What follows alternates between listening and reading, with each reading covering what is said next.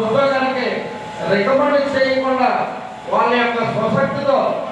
ఏ విధంగా ఉంటాయి డిఎస్సీలో ఎంత కఠినంగా ఉంటాయో ఎగ్జామ్ పేపర్లో ఆ విధంగా నిర్వహించి సచివాలయం యొక్క స్టాఫ్ని మరి ఆ రోజులు తీసుకోవడం జరిగింది. ఇవాళ చూస్తాము ఈ రాష్ట్రంలో అమ్మఒడి అని చెప్పిన మనపడితే తల్లి వందనంలో పేరు మార్చి మరి ఈ కార్యక్రమాలు చేసి ఇంచుమించు ఎంతో మంది పనులకి వారి యొక్క ఖాతాల్లో జమ చేయకుండా ఎంతో పారదర్శకంగా మనం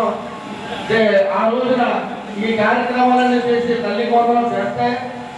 అటువంటిది కూడా మళ్ళీ ఏదో కారణాలు పెట్టి వాటిలో కోత విధించి మరి ఆ తల్లిగా వందనం ఉండడానికి కనీసం తల్లుల ఖాతా లేకుండా వాళ్ళ యొక్క రుసుము పోసుకున్నటువంటి ప్రభుత్వం మరి ఎంతకాలం మానవతాలతో మన అందరం కూడా తెలుసుకోవాల్సిన అవసరం ఉంది. ఇవాళ ఈ